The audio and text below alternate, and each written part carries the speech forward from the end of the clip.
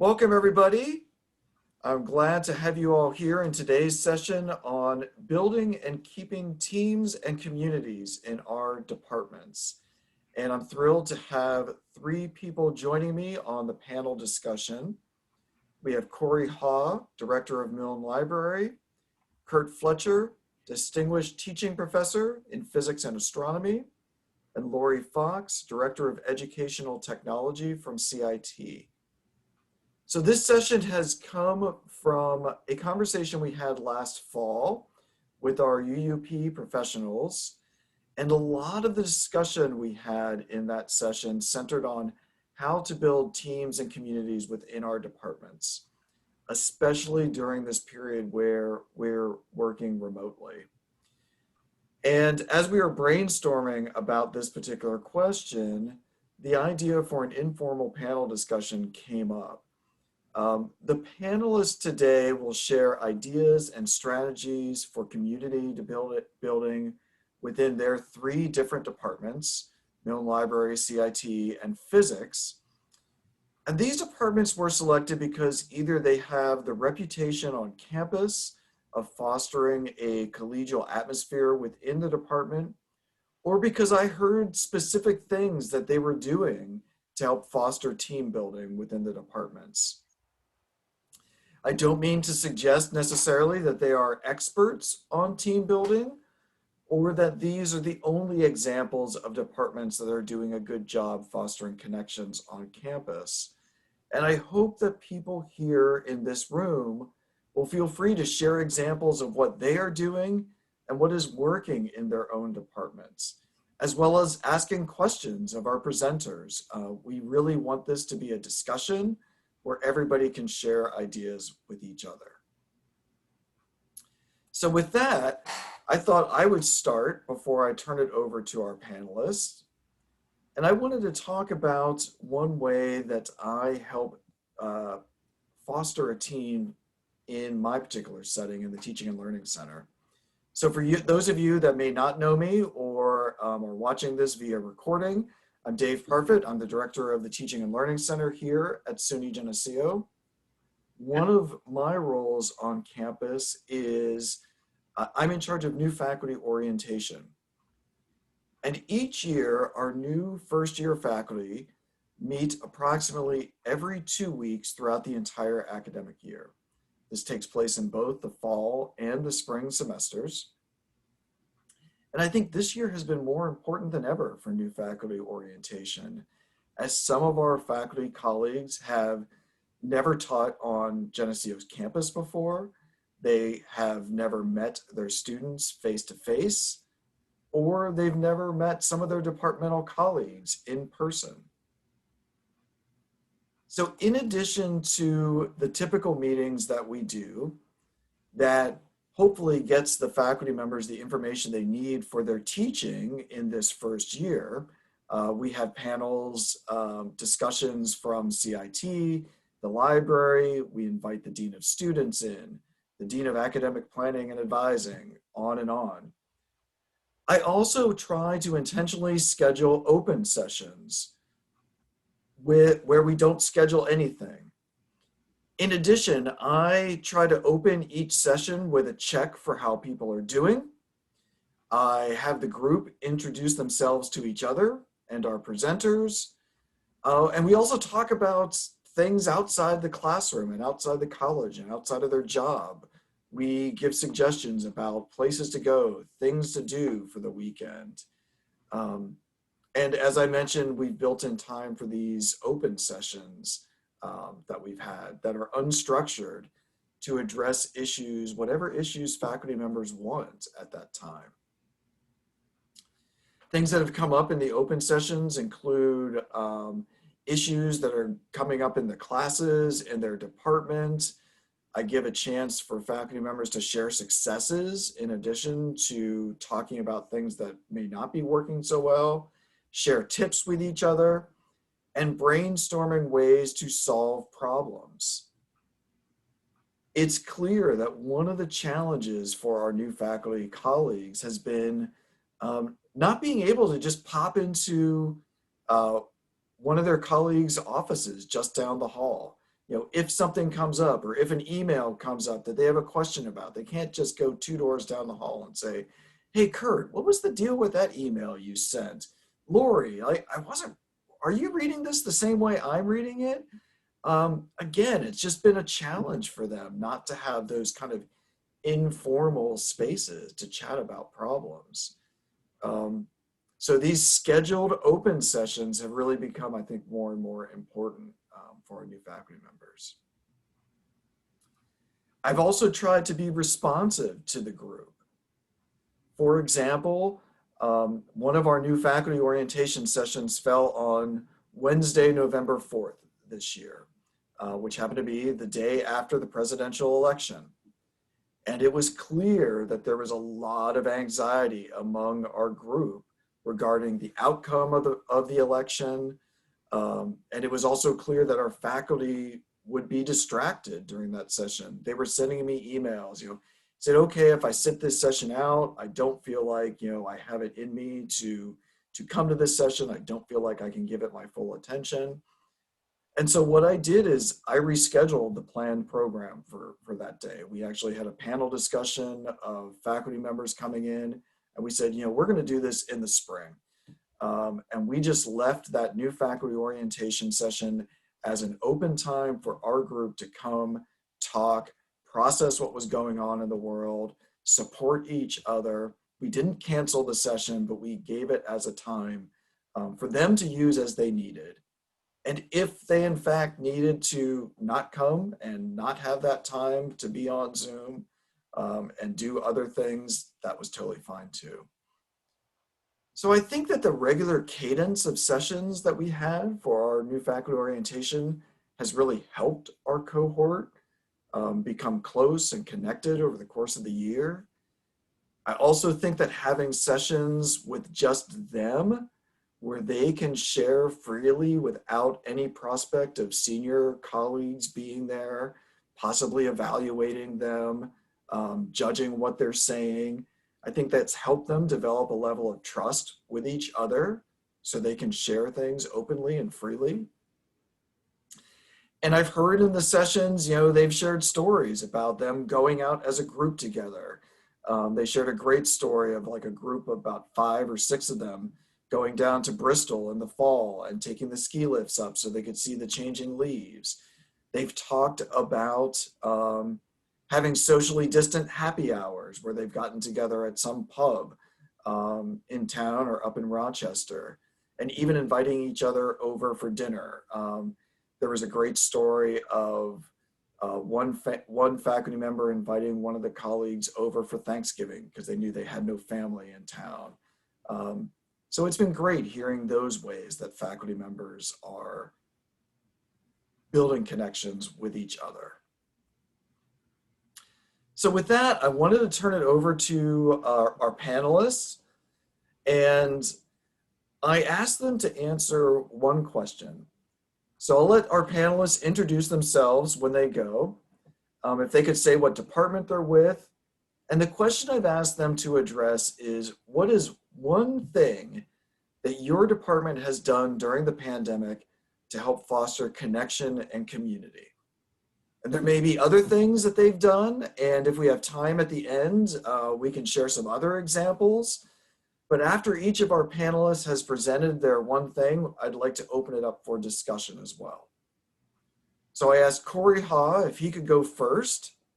And with that, I will turn it over to Corey. Sure, thanks, Dave. My name is Corey Ha, Director of Milne Library.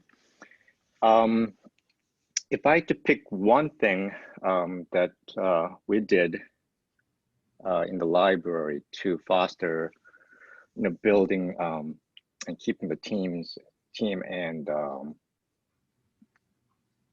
our all the staff members being on the same team, I would say communication, open communication. As some of you may know, we've gone through a lot of challenges. Started with leadership change about a year and a half ago, and also asbestos abatement were kicked out of Milne Library building and then moved to Sturgis, and now we're going to be in. We moved to Fraser, and also during when we were in Sturgis, a pandemic hit. So we've gone through a lot of things, and so I think one of the things I realized was that the morale was really, really, really low amongst the library staff members. And in order to overcome that, I realized that there has to be a trust amongst everyone in order to boost that morale, because the trust was broken. That's one of the things I noticed. So what I tried to do was try to really have open communication. In doing so, try to be really honest about everything and try to be transparent. And I was really trying hard not to sugarcoat anything. You know, people may not or may not disagree with certain things, but that doesn't mean that I should not tell the truth. Because I think everyone, especially during the pandemic, I think people are really, really looking for the truth. You know, what's really out there, what's happening. They just want to know. So with, you know, different announcements coming up, because we're not sure whether we're going to work from home or if that's going to be the case, how that's going to work.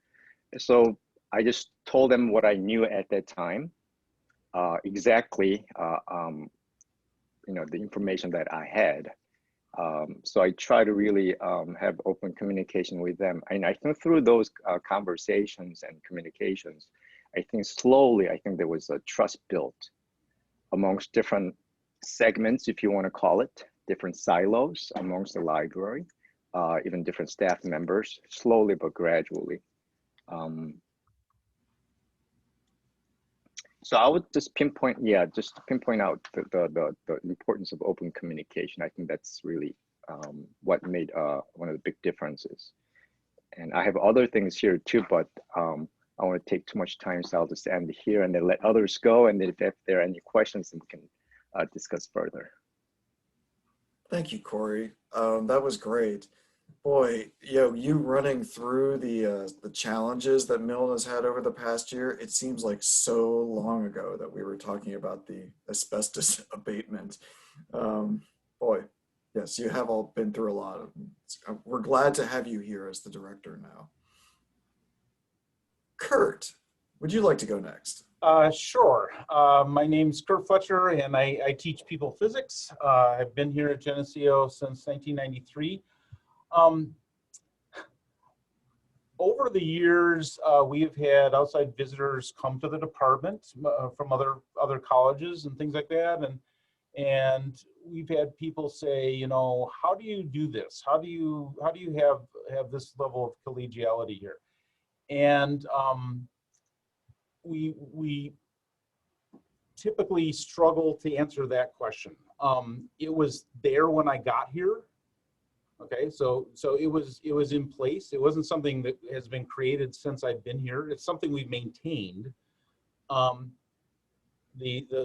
guys who were here, and they were all guys at that time, the folks who were here when I started, you know, taught me things like, when one person on the team wins, we all win.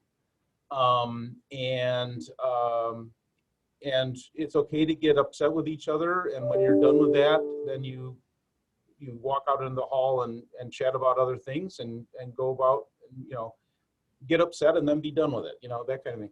But in terms of your opening question, David, you know, what have we done, especially during the pandemic? Well, I'll just ask you folks, when you think of the Geneseo Physics Department and collegiality, what is the thing you think of? Lunch. Okay, we are known as a matter of fact, Friday lunch. It's a slightly embarrassing that we are known, like even in the community, by non-college people for that. And the Friday physics lunch thing, again, was something that was going on, it's well over 30 years. that the department has been having lunch together on Fridays during the semesters. That's just built into the culture. It's built into our schedules. It's built into, you know, everything. I happen to be for quite a while now. I've been the person who's like the host for lunch, which means that I sort of pick venues and organize things and things like that.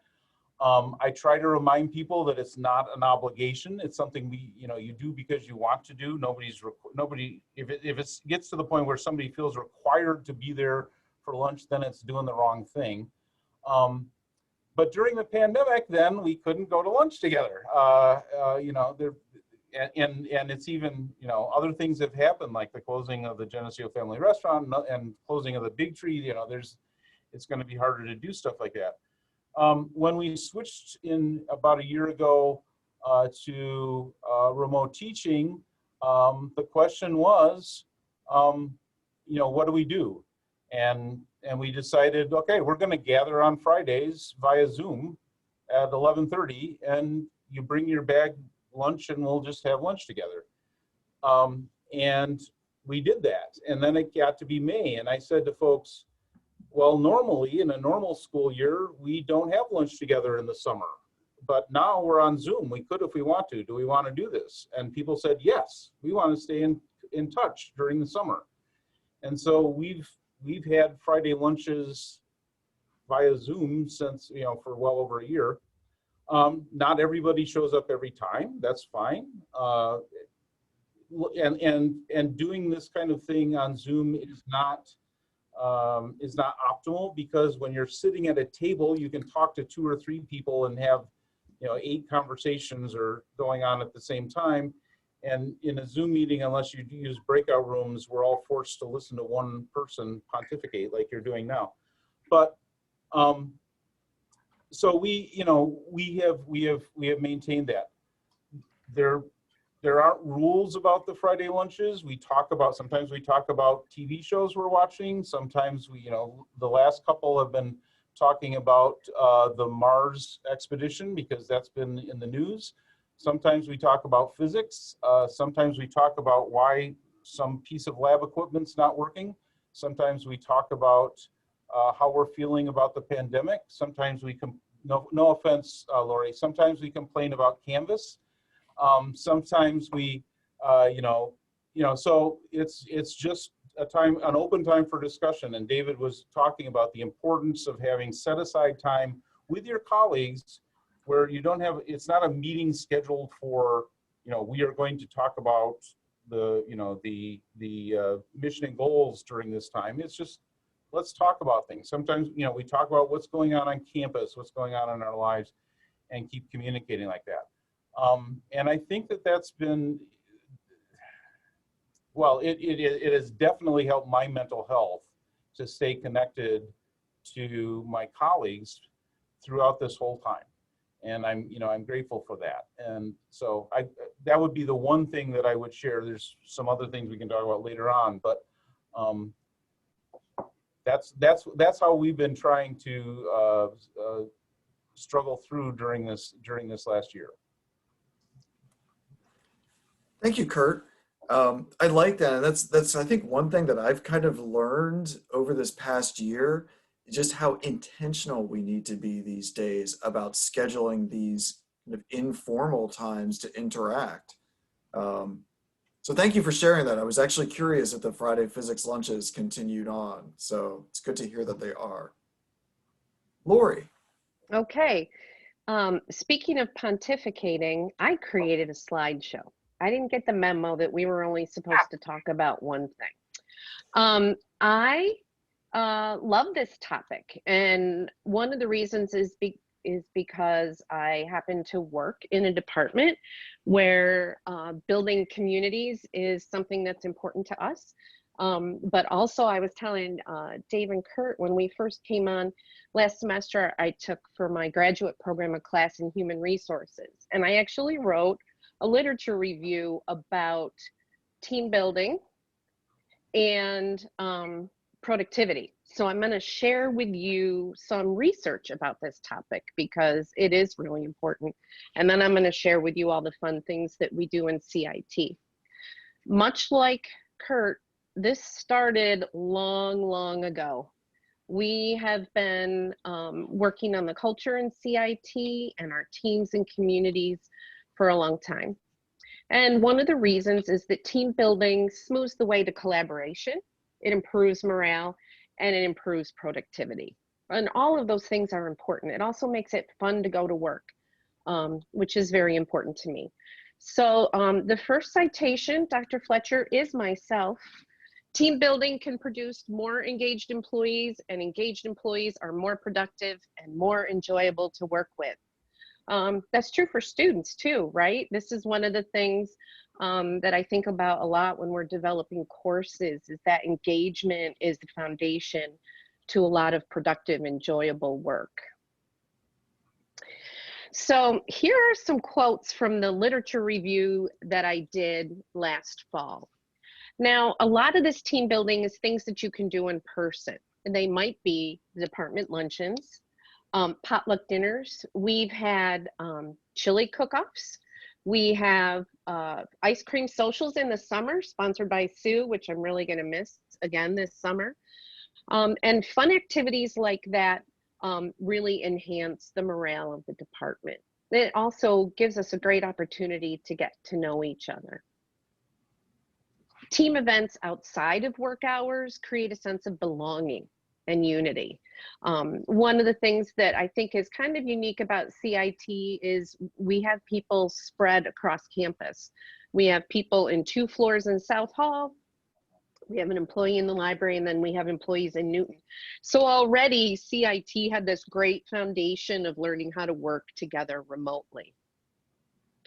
I think regular one-on-ones are also really important for this type of thing because it can help you assess morale and see what's working for your group and to help your employees have a feeling that you're interested in them. So a few years ago, actually before the pandemic, there was this remote work trends study. And some of the disadvantages here are pretty interesting. I mean, personal interactions, number one, we're missing a lot of that. Isolation and loneliness. I'm a little worried about number 4, which is interaction with family and friends. I mean, we've been working from home for a long time. I don't know what that says about your family life, but I want to talk about the first 2. So remote work is isolating. Many of us don't have the advantage of being at work. And then when we are at work, we're with a reduced number of people. So we can have a lot of negativity. I think Corey talked a bit about this too. You just start to feel alone. You're not communicating well with each other. So here are some things that we've done in CIT. We've had lots of virtual coffee hours. We do game breaks. We coordinate times that we're going to get together and play like party games online. There are lots of websites for that sort of thing. We also routinely communicate with each other in our chat program called Slack. And then we participate, well, my staff and I participate in something called a quality circle. Now, I had been doing this before I knew what it was called, but wait till you hear about this idea. So a quality circle is a small group of people that do similar work, and they get together voluntarily and they discuss their work problems or their personal things. My staff and I get together every morning at 9 a.m. for a quality circle. We call it a check-in, but those range from complaining about physics to talking about the work we did last week to talking about our weekend. We've met each other's pets, family members.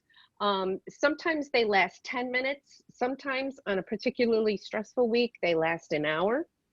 My staff participate in these even when they're off for the day. They say, oh, I'm taking tomorrow off, but I'll still be at the check-in. I don't want to miss the check-in.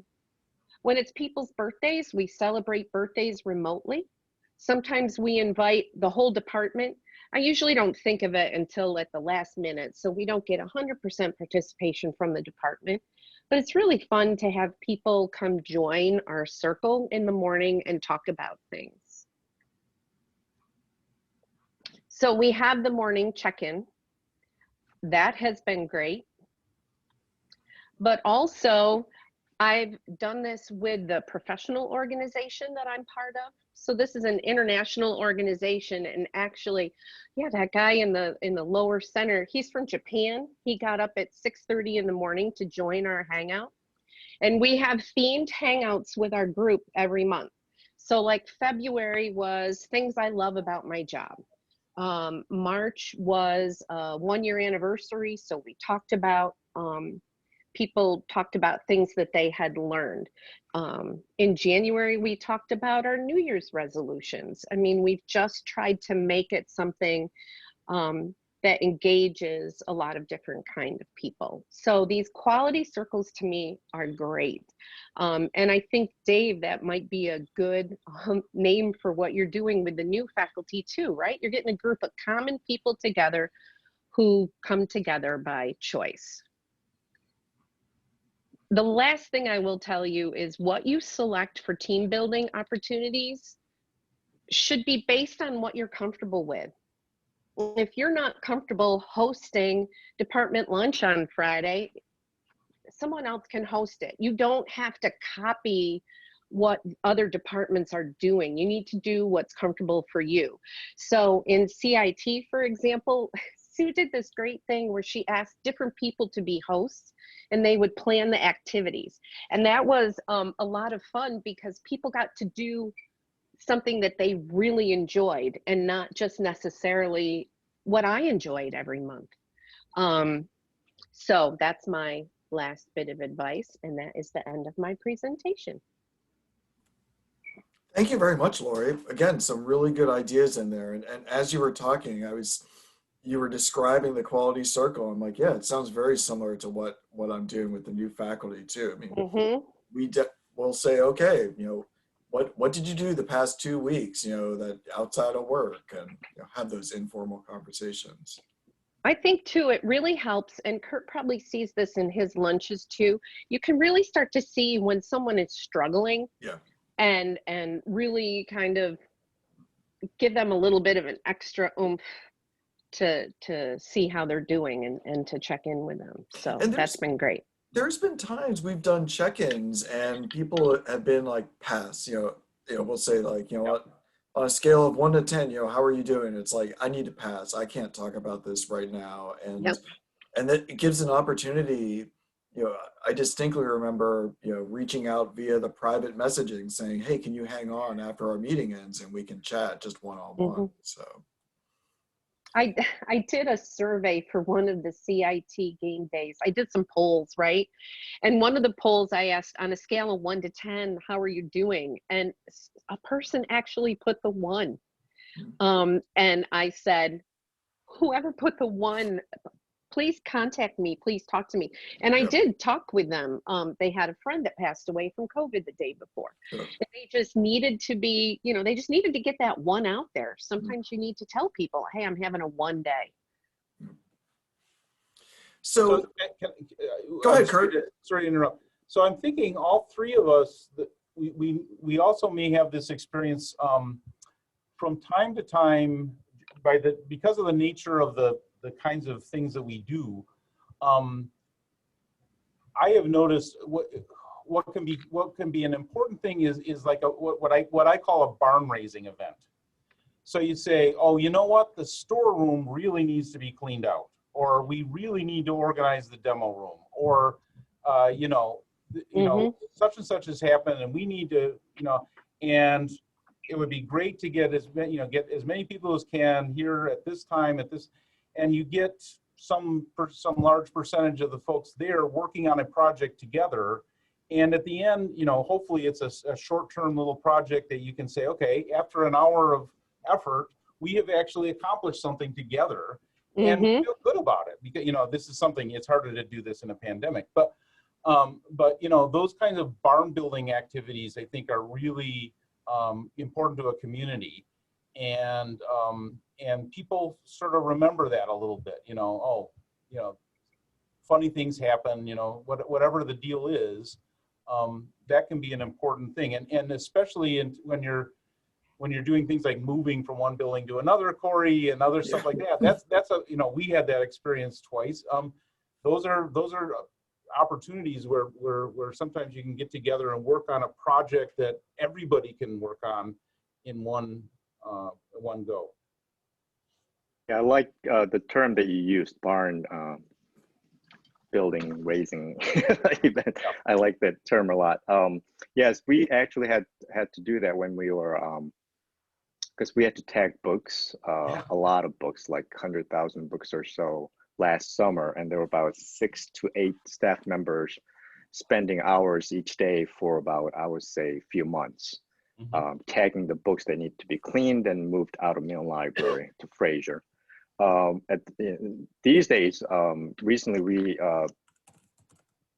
have moved books that were cleaned and moved out of Milne to Fraser.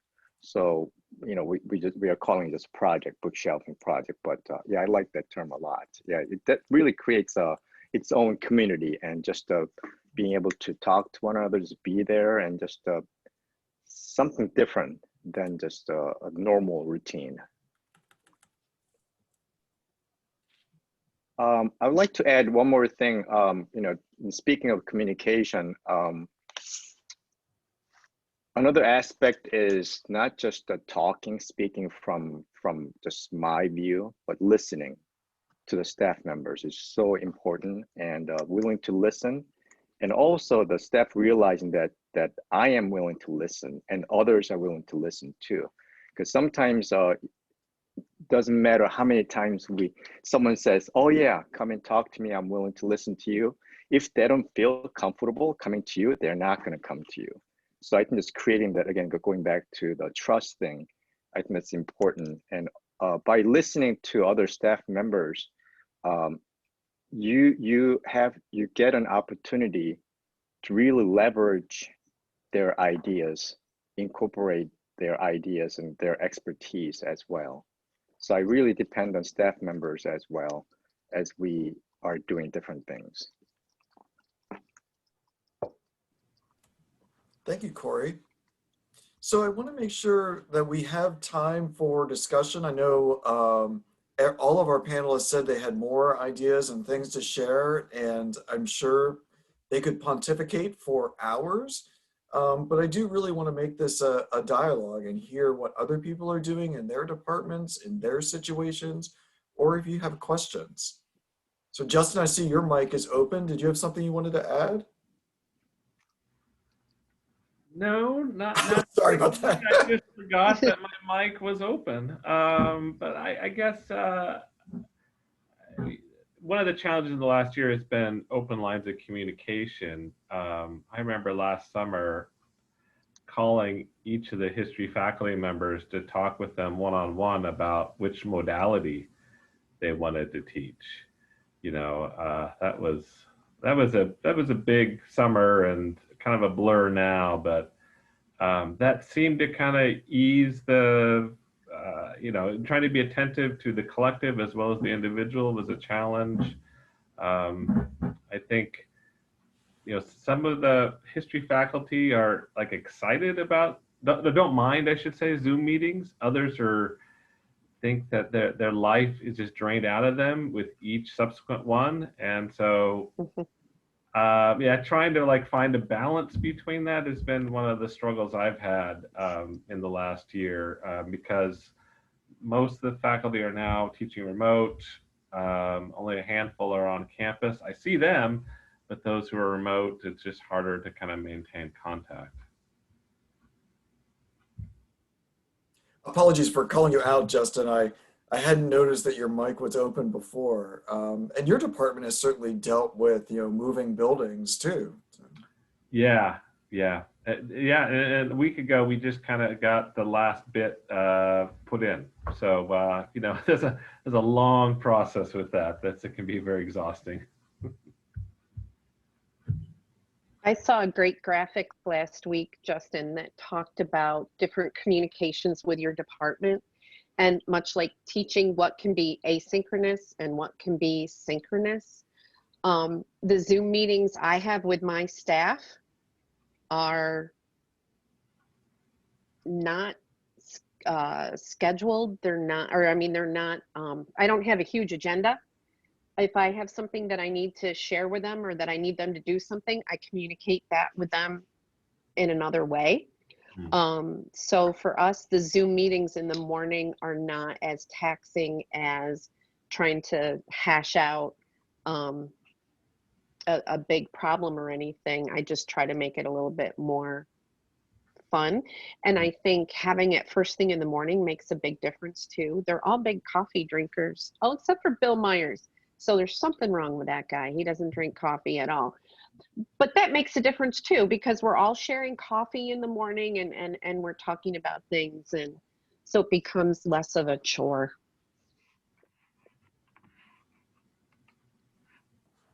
You made me think of something, Justin. You know, we have a time scheduled for department meetings, and we meet typically twice a month. So that, you know, that time is still sort of usually available on the off times. We started meeting last spring when everything went to heck. We were meeting during the non-department meeting times just to share with each other ideas about how to make it through to teach the next class. Or here's a neat thing. Now I'm going to try to save myself. Here's a neat thing we found on Canvas that can make our lives so much better, and we want to share it with each other. And so, you know, I was benefiting greatly from having a little bit of Zoom time with my colleagues, just because they were sharing ideas that I stole left and right. Mm-hmm. Sue. Another thing that we do is we try to get in some kind of all staff professional development thing each year, but not any kind of really stuffy sort of thing. We like to do something that, you know, is a lot of team building things, something that's fun. Maybe you learn something from it. And we've done everything from, we've gone out to Canandaigua to the Culinary Institute and cooked together. And one time we did the ropes courses at Houghton College. Sometimes we'll put together a little team within CIT to plan what we're going to do. And one time we just went to Vital Park, and we're a little competitive. So we kind of did sort of competitive games, different kinds of, activities that we did throughout the day. And we catered lunch from Three-Legged Pig and just had some fun out, at the park. We've gone to Letchworth. We've hired sometimes a facilitator to come in and do some things with us. So it's something different. Kind of what Laurie said, I do like to involve other people in the department to help with planning different things, just because you'll get a different variety of things, going on. I don't think anybody would have wanted to come to virtual happy hours, every other week with Sue leading them. I thought I would bore myself, so the fact that we got other people to step up and kind of do that made them all a little bit different and fun, and fun for me too, so I could just be the participant. I really liked that. Thank you for that, Sue. I'm curious if any of our panelists or anybody in the room here, have you thought about how the situation is going to be moving forward? So, thinking about the fall semester, even thinking about this summer, are you envisioning continuing these Zoom meetings throughout the summer? Are you envisioning continuing our remote environment in the fall? And I'd love to hear what people's thoughts are about that and plans maybe. I tried to stop our everyday Zoom meetings, and my staff all revolted. They wanted to get together every day. And we're located in different areas of campus. So with the Zoom meeting, we actually see each other more than we ordinarily would. So I picture continuing it because if one person is remote, if we switched to doing it in person, that person would be left out. So we'll do it till everybody's back on campus. And Like you said, even when you are back on campus, you're stretched across. Right, we Yeah. are. I could picture some things happening, you know, on a Zoom, even if we had planned to get together for an all-staff meeting and it's pouring rain out, we might say, hey, let's just do this on Zoom, you know, impromptu kind of thing, you know, not wanting to go outside. I have noticed that the turnout for TLC events has been higher this past year than in other years. Certainly part of that is probably because, you know, the people needing information, you know, immediately. And you know, there's an urgency to learning, you know, how they can do the teaching better. But I think part of that also is the ease and convenience of Zoom. That, you know, people have found maybe they have an open block in their session, in their schedule that they didn't expect to have. It's like, oh, I can make that meeting I didn't think I could make. So. I think that's really true on those late afternoon meetings. And like in SUNY, just because everybody's calendars are so busy, we frequently will end up meeting at 4 or 4:30. I would much rather take a 4 or 4:30 meeting sitting at home. So when I'm done, I'm already there, than have to be done here, clean up, you know, go drive home, all that kind of stuff. So yeah, I would Agreed. agree with that. And Sean was saying, you know, you can just click a link and have lunch while it happens. That's true, but many TLC meetings, we had lunch too. So you're missing the face-to-face cookies and TLC lunches. I miss the food together. I do too. Dave really misses the Kaz cookies. I do miss those Cas cookies. Even if I ever went to a meeting, I always brought Dave back a Kaz cookie if they had them. Especially We all those did. gigantic ones, right? Yes, yeah. My kids got used to like me bringing leftover cookies home. They're like, Dave, Dad, do you have meetings today? Yeah.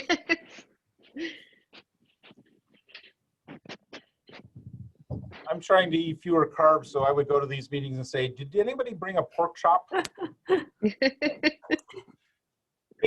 Can I share a little, since Laurie put in some quotes, can I share a quote from Dennis Showers, which maybe everybody's already heard of before, but I haven't heard it and I really liked it.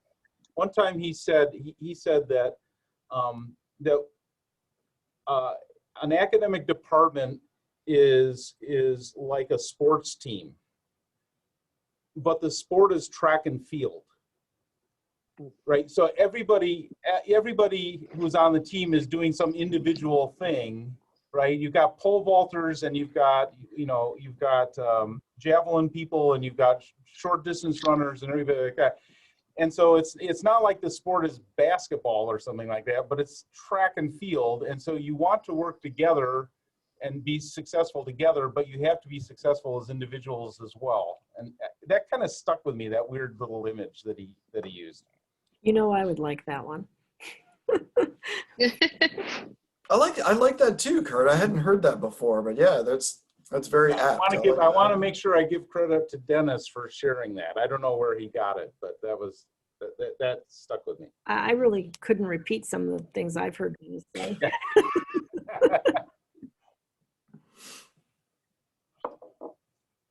Any other thoughts or questions?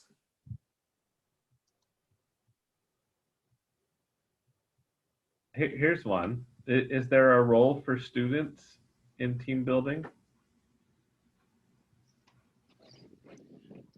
Yeah, sure. Yeah. We got a couple of years ago, a bunch of the student-run club, the physics club, organized an event and invited the faculty to come. And it was actually a billiards event down at the Union. And we played pool together badly, and it was a great little boost for the faculty, just that the students actually had organized this event and that we got to share it with them. So yeah, I think there's lots of examples where the students are part of that. Mm-hmm. The chemistry department does a chemistry department picnic for their majors. I think that many of your departments do like a junior senior dinner. That's something that really brings the students together. I think one of the things that's really difficult for the students right now is that they're feeling isolated too. So certainly I could see an opportunity in some of your classes where you had unstructured time where they could just talk. It's hard to get students to come on camera and really try to connect with each other that way. We've done things with our student employees, like at the help desk, we've done food, you know, pizza or other sort of social things for the students. I think a lot of it Yeah, depends on, go ahead, Corey. Yeah, library has done that too. Annually, by the towards the end of the spring semester each year, annual student employee appreciation day or days. So we would have some food, and people bring homemade food. Staff members, and just in the staff lounge, we put little like posters or whatnot, saying thank you for all you did for us and for our community members. So and we used to give out little gift to like a mug or something like that from Geneseo, and they really enjoyed it a lot. What I was going to say is I think a lot of it depends on what your team is, what your team, what your community, what your cohort is. I mean, certainly you're going to be doing different things if you're doing, you know, a department-wide, like Laurie was suggesting, a department-wide lunch or dinner for graduating seniors, than you might be doing for your class, building a team within your class, or building a team within your research group, or student workers you may have in your department. I think there are ways that you can get students involved in all of that. And I think what it comes down to is authentic communication. Talking with those students that are working in your office or working in your research group or in your class, and giving them a voice and a say into the decision-making process as to, you know, what the activity is, or, you know, what you're doing in the class, what you're doing in the research lab, what you want to do for this team building activity. I will say, Justin, I might not be your exact demographic, but your social media this year has been outstanding during the pandemic. The things that you all have been putting out there, what your department shared, like those old pictures that you found when you moved, even the didn't you do a question and answer one night a couple weeks ago on Instagram? Yeah. Not that I'm I'm not a creepy stalker or anything, but Yeah, that stuff has all been really great. So yeah. My colleague Yvonne, actually, one of the more successful ones was at the end of the spring last semester, we did a faculty pet sharing. And so yes. faculty shared all their pets on Instagram. And yes. And I mean, the physics band at the end of the right. research summer, that's been great. I mean, so Justin, I think you're doing a really good job reaching your students for community. Thank you. Well, as we have people that are dropping off, I would like to thank all of our panelists for this. I really appreciate you sharing your tips and experiences. I'd like to thank you all for joining us too, all of our participants for sharing what they're doing in their own spheres and departments as well.